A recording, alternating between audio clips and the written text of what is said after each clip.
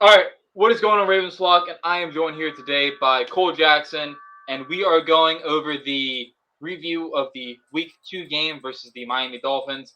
Obviously, the Ravens kind of lose control of that fourth quarter, drop 28 points on their head, and we lose that game 42-38. So, Cole, initially, let's start with the offense. What are your thoughts offensively on what the Ravens did well, or maybe what they could have improved of?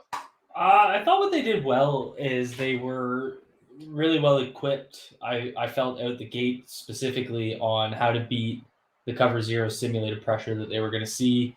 They and they beat it. I mean, that was kind of the key. They had to get a couple of bigger gains when they were showing it to get them to not want to do it, and they did that. They had, it was Rashad Bateman's first catch of the day, and he got the ball, got out in space, got a first down, made a guy, not miss, but he got enough. He used his elusiveness to kind of get the first down, and they just needed those types of plays where they could, see the cover zero simulated pressure, beat it, and then force Miami to adjust, and that's what happened. And then they just kind of rained it out in the air. And I thought a couple of things that I really liked were the pass protection was really good. Lamar Jackson was not sacked. Lamar Jackson did not even have a quarterback hit. So he was kept clean all day. Patrick McCary did his job extremely well. I thought that was awesome. And then the other thing that they did really well was early down, first down when they're first and 10, wasn't just run, run, run. They were throwing the ball. We had a really good split for called runs versus, or called dropbacks versus runs. So it wasn't just kind of the run heavy approach. But then, they basically they had 10 plays with 1 yard to go and they only converted two of them. Three of them, sorry, and two of them were on 2 out of 9 were on the ground. One was the passing touchdown to Mark Andrews on the goal line. So obviously that short yardage situation was not good. Lamar Jackson's fumble off the QB sneak, not good. Nothing that was detrimental to the game, but essentially what they need to improve on is get a better running game. And when they're in those short yardage situations, it's okay to throw the ball. Loved the run pass split overall. Thought it got a little weird when it was kind of, in those one to go situations and they just decided they could only run the ball at that time. Right, that was definitely something that confused me. I think they went to the well one too many times, in my opinion, with that quarterback power. They really did try and get that thing to work, and you see Lamar one on the sneak fumble it, and then I think they ran a quarterback power at least twice on 4th and 1. It just wasn't there, man. You can't move people off the football, so you're not gonna get that 1 yard that you need. But once again, before we get into this, just like to encourage that everybody follow. Oh, oh, oh, oh. There we go. Hold up. Everybody follow him. Uh, Look, the TV view is great. The TV view is awesome. We love Kevin Harlan, wonderful commentator. But you want to really know what's going on with the game? Follow him. Follow Coach Evans. Follow DC at All 22 Films. You will learn so much more about the game of football, and you actually see what is going on in between the gaps instead of the TV view. So, but besides that, offensively, man, you put up 28 points. Like, I don't know how much more as a fan I could ask for. Like, that is the almost complete opposite of what happened in like years past, where the offense starts slow. Then as games go on, years go on, time goes on, um, they started picking up the pace. Like, last year, second half, we're down 14. All right, let's go. Let's get no huddle. We put up 14. But then in this game, we come out nuclear, absolutely fucking nuclear. We cussed on this channel, by the way. Put up 21 points in the first half, and then we go out there in the second half, and it's 7 points in the third quarter, I think, and then 3 in the last quarter. So overall, offensively, you would like them to be able to run the ball a lot more effectively, especially if you look at any chart on this planet. Once you get in that third to fourth quarter range, teams that are winning, usually their 100-yard rusher goes like that. It's straight up, and then teams that are losing the 100, they don't rush. They don't have a rusher for over 100 yards. So that's kind of my thing. Like, once you get in that fourth quarter situation, that's where the game script turns into, okay, Let's get the running going. Let's chew some clock. And obviously, they can't get it done. They don't have. I don't know if it's the players, the execution, the scheme, but they cannot run the football, and it is frustrating as all get out for me. And like I've said a lot of times to you, Cole, DMs, Spaces, Twitter, on the timeline, I think the niche for them is running zone. I think that you obviously have figured out we cannot move guys off the football. You cannot do like that. We just can't do it. Like Morgan Moses can try, Kevin Zeitler can, Tyler Linderbaum can hold his own, Ben Powers can hold his own. Makari is a zone blocker. Like I think that when it comes down to it, the niche for me, the switch, the kill switch, the thing to say, hey, let's take this thing to the next level offensively. Let's run zone. I think it'll work perfectly against teams like New England, who probably show heavy fronts again. I think Buffalo's more of a 4-man front. Cincinnati, I think they're a 4-man front as well. But me personally, Cole, I think that that's the next level for me. Okay, Greg Roman, you're this run game genius. Let's turn the switch and let's start running more zone. Cole, zone versus gap. What do you got? It really comes down to who we're playing, and like I said earlier today, I think this would have been a really good game to use zone because I think it would have attacked, especially when they're showing the cover zero looks because it'll split the line, leave the backside guys unblocked. But I like it as a wrinkle. I think the way they're running under center right now, I think the way you could pair zone under center with a bootleg passing game, I think it's only going to add to your offense. So I mean, it's really going to come down to, and you saw it last week. They tried to go outside zone to the right, and Morgan Moses just didn't get wide enough on his guy, and I think it was end up in a gain of 1. So it's just one of those things where it's going to come down to how well they execute it. But they definitely have the bodies to do it, and it's something that would unlock different areas of the offense that they don't currently use. So run zone, bootleg action off of that. I think that's something that could be really nice with Lamar Jackson because of the amount of space it could give them. So I think it's a missed opportunity to not use it and kind of balance it out a little bit more. You also, what Linderbaum can do in space, so that's a huge advantage, getting him in those types of situations. But it was just really poor play calling to call so much power when they're mugging, A to C gaps constantly. It's your lead block on the pull on power just becomes a kick out block because there's a guy in that gap, and so you don't have enough down blockers to clear him out. So just kind of was a really poor use of those calls today. I'm interested to see what the charted differences are, but it was pretty high power to zone from what I saw. Yeah, and definitely. I mean, once again, we have the debates about zone versus gap. At least me and you. But I will stand and I will die on the hill that it needs to be a more 50-50 multiple scheme in order to get this run game going. They got the guys to do it. They got the running backs to do it. Kenyon Drake is a good gap run blocker, but at the same time, the offensive line has the guys who are also able to run zones. So we'll see what happens, man. You do the same thing over and over again, you get the same result. That's kind of my mind with the whole switching to maybe a little more zone in the offense. They run gap last week 14 times, like you charted, and they run zone twice. This week, it looked like another heavy gap game. So, and they couldn't get anything going. They really couldn't. There was a few plays where it looked like Kenyon Drake cut through the hole, and then once you get in the second level, he just couldn't get it past the linebackers. So, like I said, I think that's a wrinkle for me personally. I think that's the next wrinkle in this offense is running zone. But anyway, let's go ahead and get to the defense.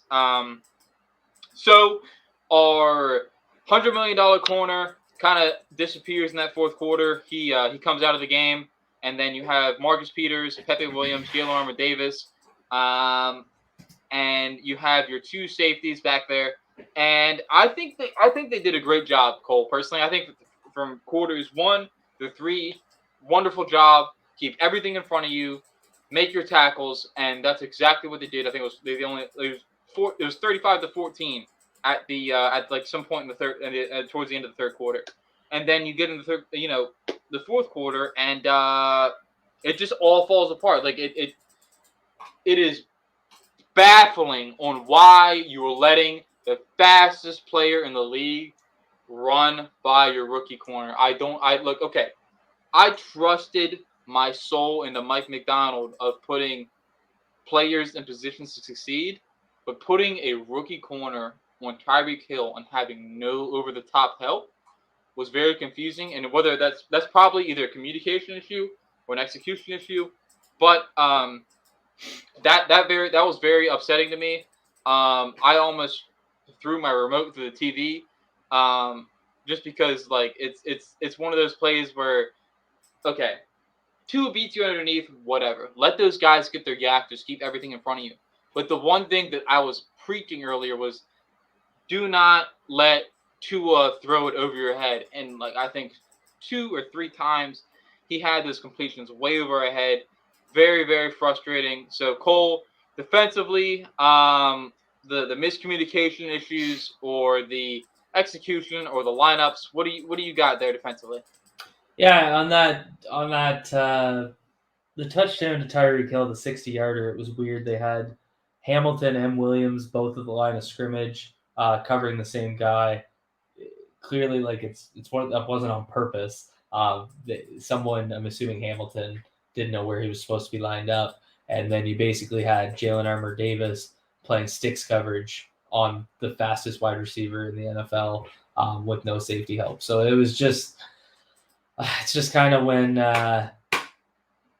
you know a turd sandwich meets a shit show. It's just like I don't even know how to explain it. It was just such a baffling play that when you watch it, you're still kind of confused about what just happened. But it's not good. So I think there's a couple factors. They had two rookies in playing. Pepe Williams also left the game, so I think Daryl Worley ended up playing some snaps in there. You basically lose Marlon for the fourth quarter. You got Peters playing 50%. He was kind of being spelled out by Jalen Armour Davis. You have them both in as your boundary corners. You have your safeties that don't seem to know where they're supposed to be aligned. And it was just kind of a perfect storm of shit. And so, that shit storm ended up being what sunk them. So it was super unfortunate, hard to watch, but I think what's hard is it's easy to sit here and be like, oh, it's just one of those things that they could, they'll have that ironed out, next week. But we said that 800 times last year and it never seemed to iron out. So it's starting to become a question. And I mean, even some of the personnel are different. Like we have Marcus Williams now, who he has 3 interceptions, could have had 4 through 2 games. He dropped one that was literally in his fingertips. So I think he's playing well. He's making plays. But it just seems to be getting guys aligned, which should be the easy part that they're struggling with. So I mean that's super frustrating.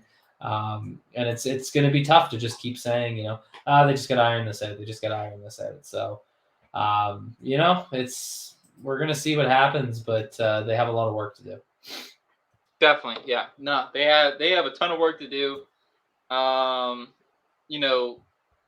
Like you said, Marcus Williams is literally he catches that 4th interception and he is like defensive player of the year, like number 1 right now in the race. Like I don't know who else has anywhere close to that pick number.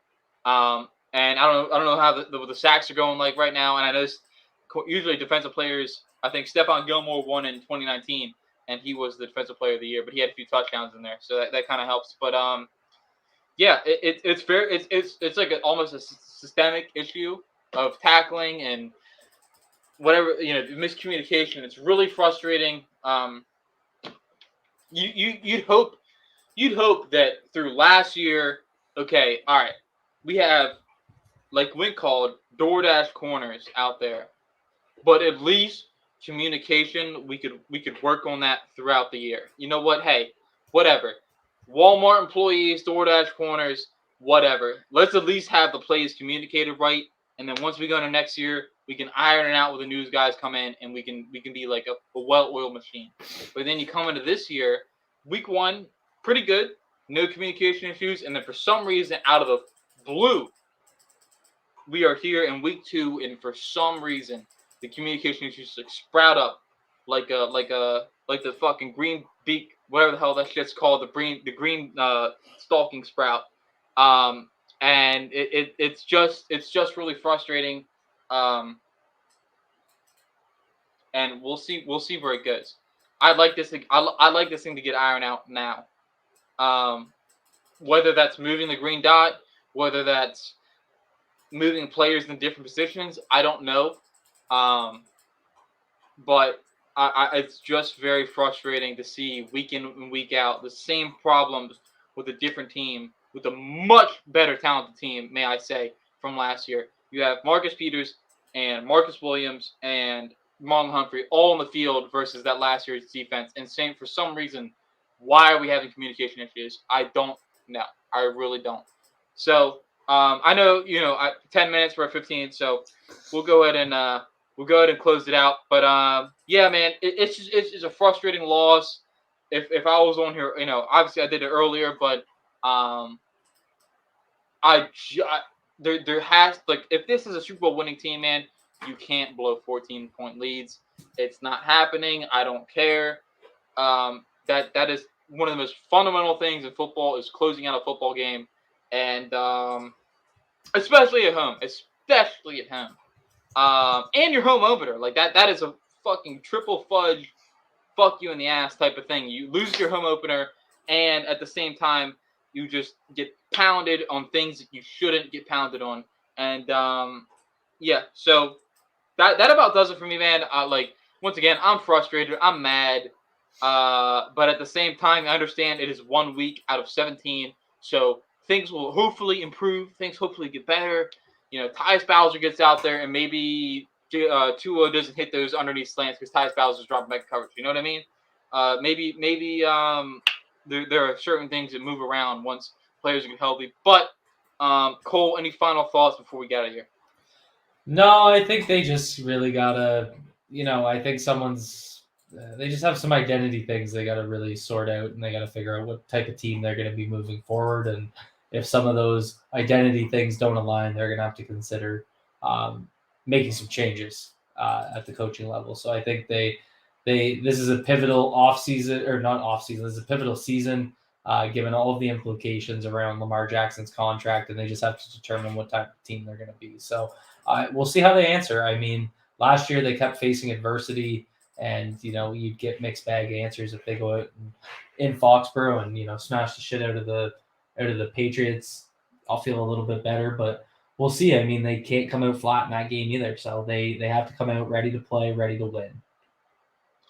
Definitely, yeah, definitely need to forge an identity, and it seems so far from all the numbers we looked at is the identity of the 2022 Ravens is passing the hell out of the football and doing it well. And I'd love to see more of that all game, every game, 1 quarter through 4th quarter.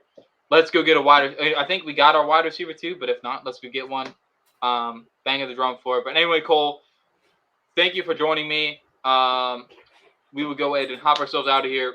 Please subscribe to his channel, subscribe to mine, and I will see you guys later. Peace.